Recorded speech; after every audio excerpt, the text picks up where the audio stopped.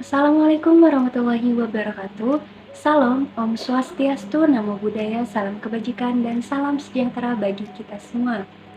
Sebelumnya, saya ucapkan terima kasih banyak kepada dosen mata kuliah kali ini, yaitu Ibu Dewi Nur Ajijah, SIP MIP, serta teman-teman yang lain yang telah memberikan kesempatan kepada kelompok kami untuk dapat membantu menjelaskan materi kali ini.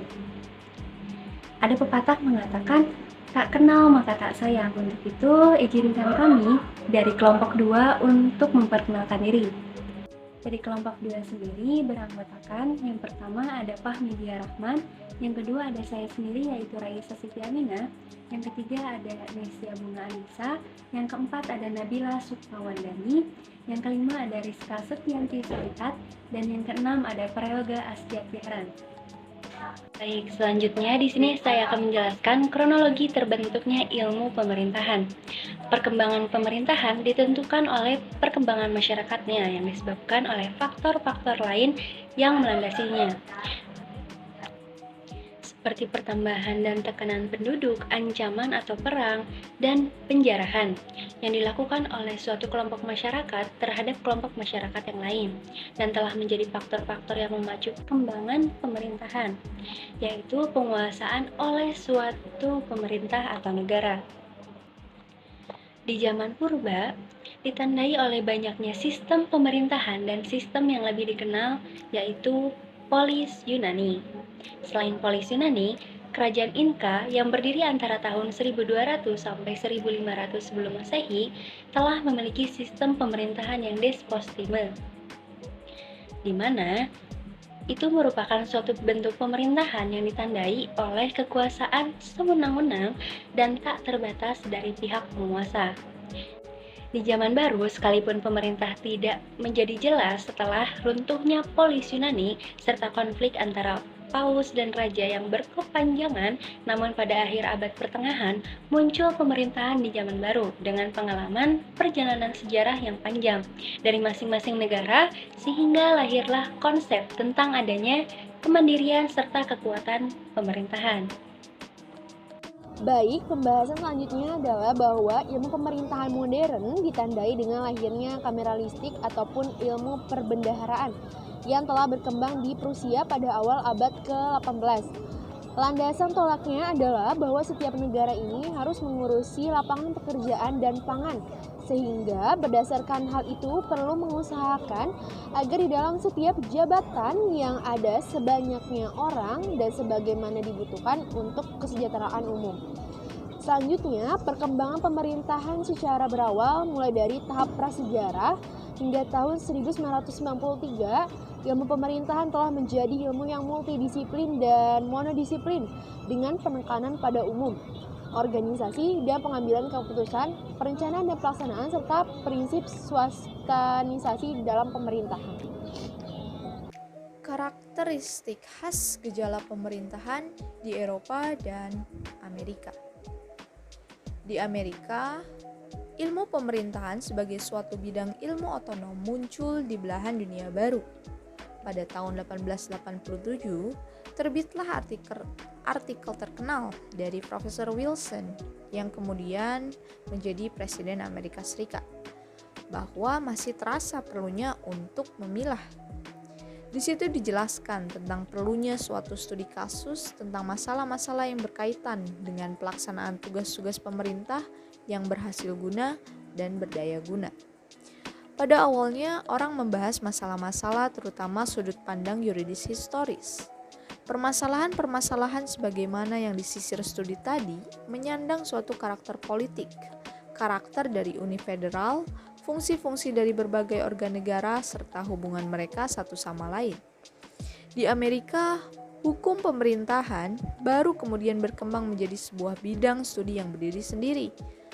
Namun, tentang suatu pembahasan tuntas objek studi tadi masih sulit dikatakan. Terlalu sulit pun hal itu tidak, karena berbagai disiplin yang dalam beragam cara memiliki kaitan dengan pemerintahan umum bernaung bersama di bawah ilmu politik, yang di Amerika mendapatkan ruang gerak lebih luas. Untuk di Eropa, perkembangan tadi tidak membiarkan Eropa tidak terjamah.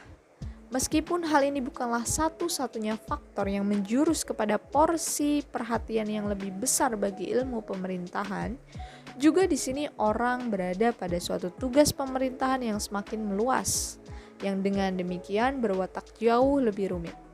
Juga di sini sebagai konsekuensi dari hal itu, maka aparat pemerintah menyusup sangat jauh ke dalam kehidupan warga. Hal itu kembali menghadirkan beragam akibat. Namun hal ini tidak boleh dibiarkan, karena aparat pemerintahan bakal semakin membesar. Keluhan tentang penuntasan masalah-masalah di dalam lingkaran birokrasi atau red tape terus bertambah. Orang tidak lagi puas dengan semua jaminan terhadap pemerintahan yang tidak adil. Orang pun menghendaki hasil yang baik. Lalu di Eropa, perkembangan tadi tidak membiarkan Eropa tidak terjamah. Meskipun hal ini bukanlah satu-satunya faktor yang menjurus kepada porsi perhatian yang lebih besar bagi ilmu pemerintahan. Juga di sini orang berada pada suatu tugas pemerintahan yang semakin meluas, yang dengan demikian berwatak jauh lebih rumit. Juga di sini sebagai konsekuensi dari hal itu, maka aparat pemerintah menyusup sangat jauh ke dalam kehidupan warga.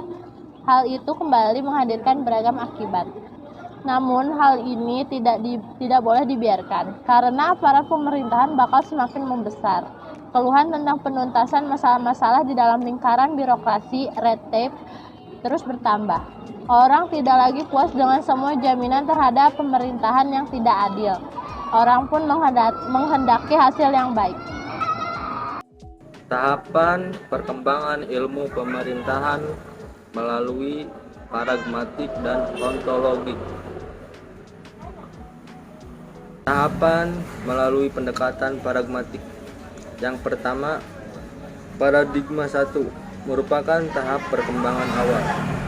Yang kedua, normal science, tahapan di mana ilmu pemerintahan ada untuk kebaikan dan kesejahteraan manusia. Yang ketiga, anomali, munculnya konsep relasi kekuasaan antara yang memerintah dan yang diperintah. Yang keempat, krisis, adanya krisis yang terjadi yang membuat suasana menjadi tak terkendali. Yang kelima, revolusi, adanya reformasi yang dilakukan sebagai bentuk pembaharuan. Dan yang terakhir, paradigma 2, era pasca reformasi di mana ilmu pemerintahan berkembang sebagai instrumen memperjuangkan dan melindungi tuntunan-tuntunan terhadap praktik kekuasaan. Pendekatan ontologikal. Tahap pertama, ilmu pemerintahan disebut juga dengan pendekatan multidisiplin karena dipandang sebagai objek material yang dikaji melalui sudut pandang ilmu politik, hukum, dan administrasi. Tahap kedua, ilmu pemerintahan tumbuh menjadi ilmu pengetahuan terapan. Tahap ketiga, ilmu pemerintahan mencoba memperjelas identitas dirinya sebagai sebuah disiplin ilmu tersendiri yang terlepas dari ilmu lainnya seperti politik, hukum, dan administrasi. Tahap keempat, ilmu pemerintahan mengalami fase transisi menuju hibridasi. Tahap kelima, ilmu pemerintahan didorong untuk menghasilkan disiplin baru atau kajian baru dengan karakteristik yang diistilahkan sebagai hybrid disiplin. Tahap keenam, ilmu pemerintahan berupaya untuk menunjukkan kehadirannya melalui demoninatif yang dimiliki berupa keberadaan metodologi ilmu pemerintahan, di mana metodologi ilmunya dapat digunakan oleh ilmu lain. Tahap ketujuh atau terakhir, body of knowledge yang merupakan hasil dari produk tahap kelima akan berkembang sehingga mampu menentukan identitasnya sendiri dan akan membentuk generasi baru pemerintahan kelima atau Bestuhlswissenschaft atau diistilahkan sebagai Institut Ilmu Pemerintahan.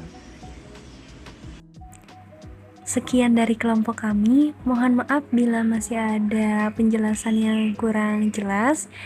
Wassalamualaikum warahmatullahi wabarakatuh.